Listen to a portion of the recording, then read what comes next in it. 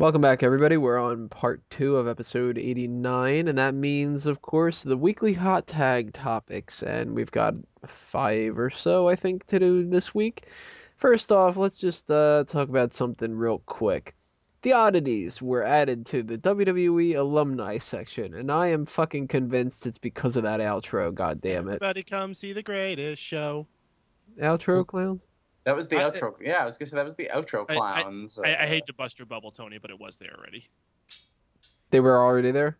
Yeah, I saw that they featured it, which is kind of weird that they featured it out of nowhere after we had just done it. So you do still have that alignment, but that was there before. I remember browsing it. Ah, fuck that then. I don't know. Maybe they featured it because of us. I don't know. Yes. Or you know what? Maybe it actually was. Maybe it was only the ICP, and now they did the whole Oddities. Maybe that's what it is. Do you know what it is? I know I definitely saw ICP on there before. They were looking at Tony's account for copyright claims and stuff, and then they saw the video and they're like, that's a good idea. I would not be surprised.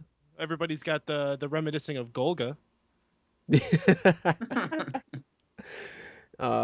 was a sexy man. Should have been world champ. Right? Golga for Hall of Fame 2015. Especially this year for WrestleMania 30. Make it like the headliner. The most star-studded version of it ever. It's the first ballot Hall of Fame. Golga, Meat, Rico. It'll be great. Or, you know what you could do? You could have him in all incarnations. You could have like Golga, Earthquake, then put him in as the Twin Towers. He'll beat Ric Flair. What? He gets inducted by the Cartman on his shirt. They just do that, like that animation thing. You didn't know he was a style. All right, let's move on here. We got a lot of TNA crap to get to, but one more WWE thing real quick. Ultimate Warrior is going to be in WWE 2K14. So this might be that kind of thing that leads to the way of him coming back into WWE. Wasn't he in the previous WWE game? He was in All Stars, but that isn't the official linear title that they have every year. That isn't their big title. That was more like a side thing. So this is the first time he's been in a game that was part of the main series. Where everybody looks like they're jacked up like all hell. And you know what? If 2K14 want to impress me, put Bo Dallas in. No. He's going to be the first downloadable pack. No. He's going to be Creator Wrestler template number 6. Photoshop everyone. I'll literally have every single diva with his face on it, and then I'll do Let's Plays. Just do what you had typed in the chat before we recorded this, where instead of doing Cody Rhodes, you just do Bodie Bodes. Bodie Bodes. Fucking great. That's now a thing. You need to make up a Bodie Bodes thing, Peyton. I will. You can look for Bodie Bodes on Keeping Kayfabe.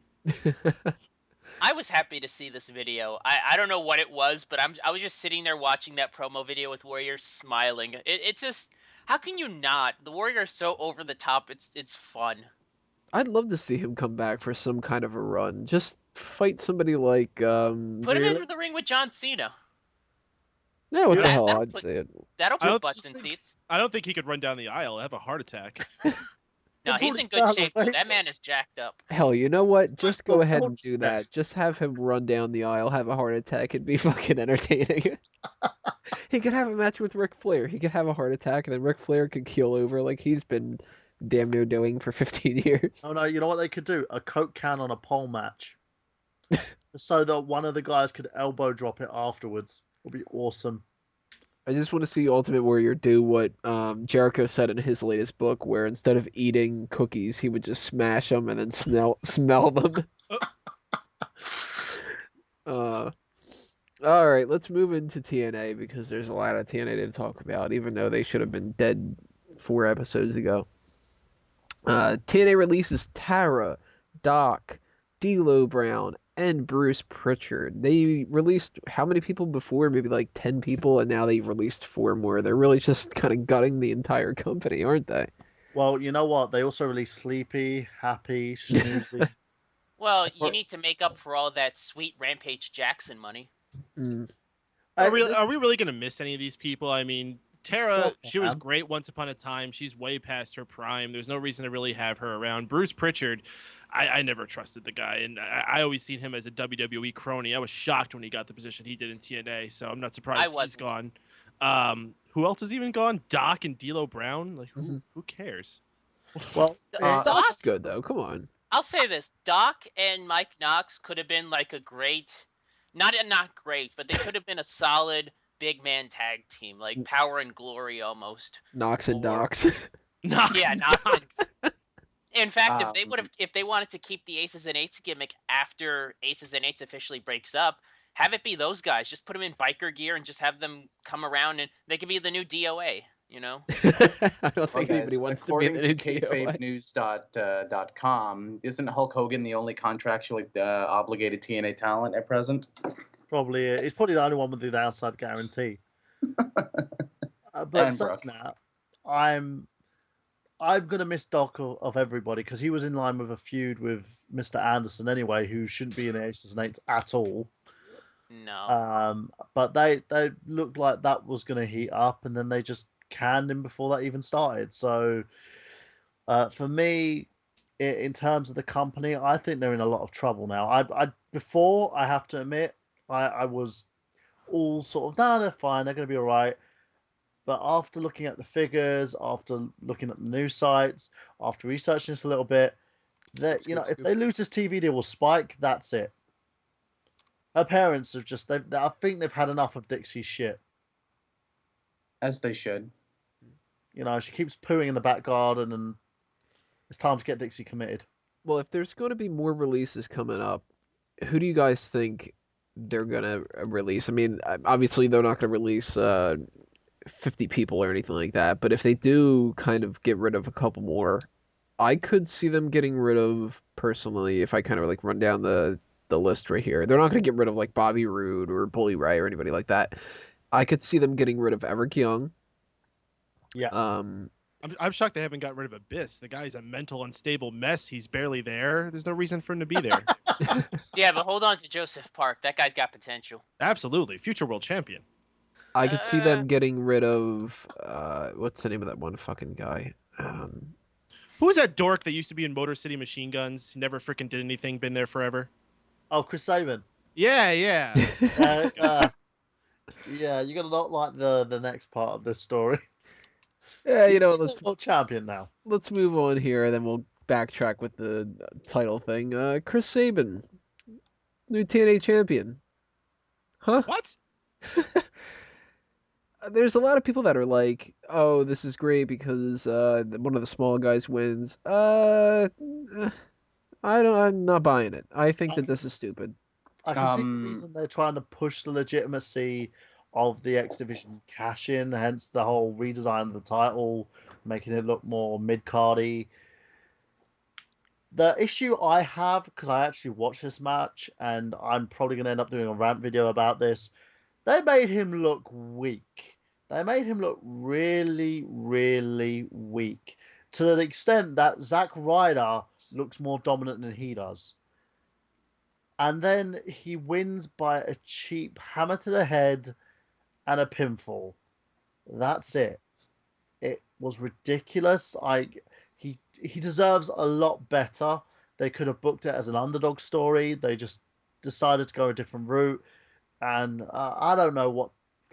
Literally, I can understand the reason now why they got rid of Bruce Pritchard. Well, what is their fucking mentality here? Sabin comes back and they hotshot an X Division title on him, which, that alone, I was just kind of like, oh, this is a little weird.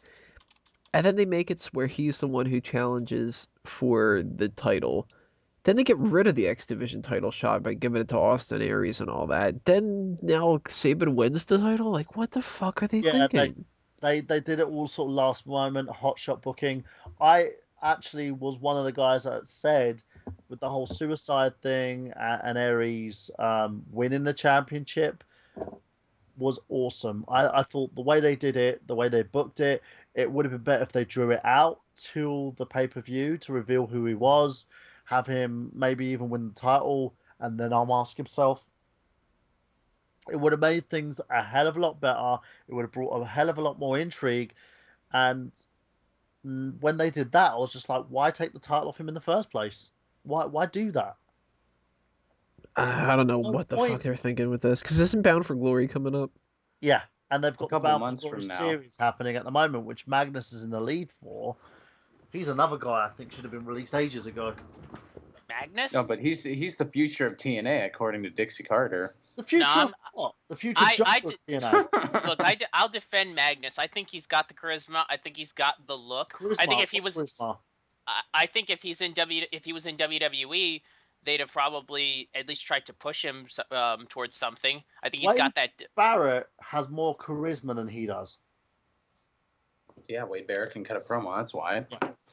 Magnus. What are you saying? You're trying to insult Wade Barrett? No, I'm not actually. I'm actually giving props to Wade Barrett. In fact, with Magnus, he's actually one of the worst British wrestlers I have seen in a long time. I see. You were comparing Brits in wrestling. Okay. Again, I'm not comparing him to, like, Rob Terry, who's worse than he is. But that's probably the reason why they kept Rob Terry on the roster, just so the fact he can make Magnus look good. In terms of wrestlers, they got rid of a very talented guy by the name of Doug Williams, who was a million times better than Magnus. The only reason why Magnus is still there is because Dixie's got a boner for him, and he's banging Mickey James as well, who's probably got a lot of stroke with Dixie. So good on him. I didn't even know that. Good on him, man.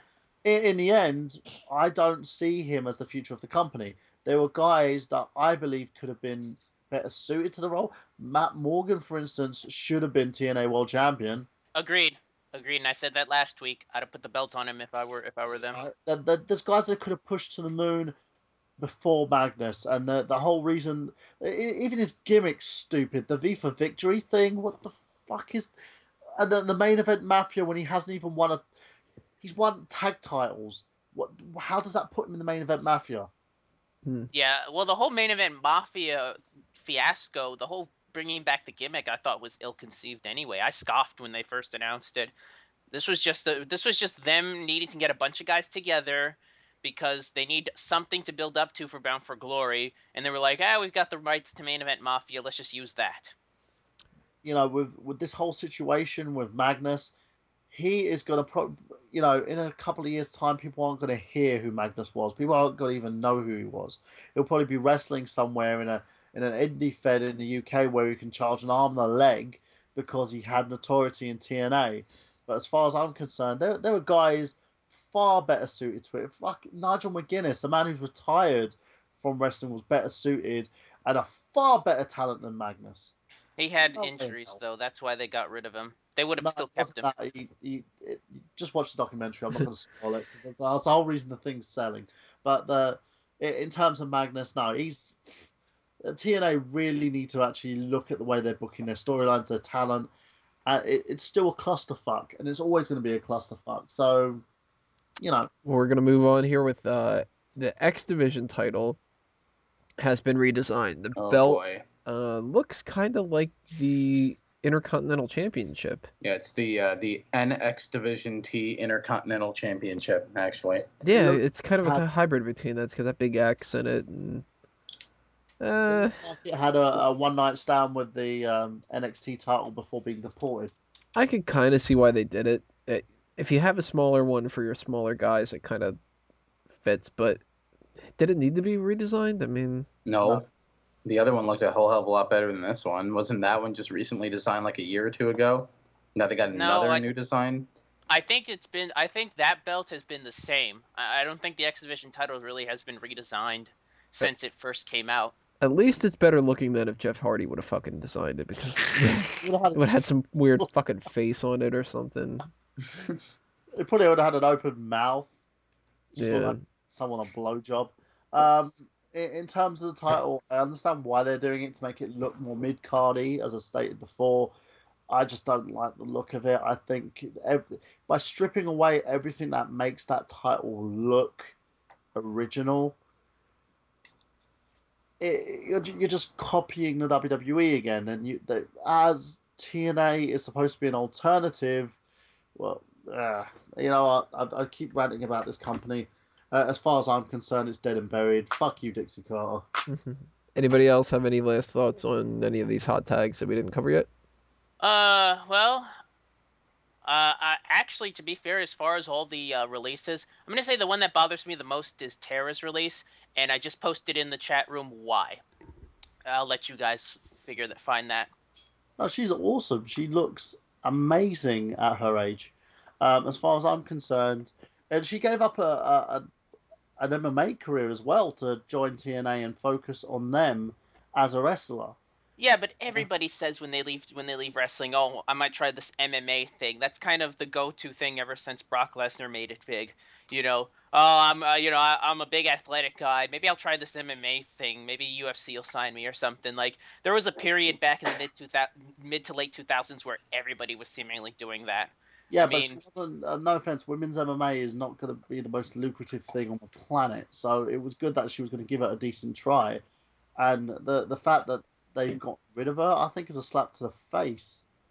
I could see her going back to WWE. Out of all the ones, out of any other diva that's been in WWE, I could see her going back. If nothing else, just to be a talent that can get the other divas over. I mean, she can get a good matchup out of anybody, seemingly. I'm calling it now. She's going to retire. All right, guys, we're going to move into part 3 coming up right now. Then right after that, we'll start getting the Money in the Bank.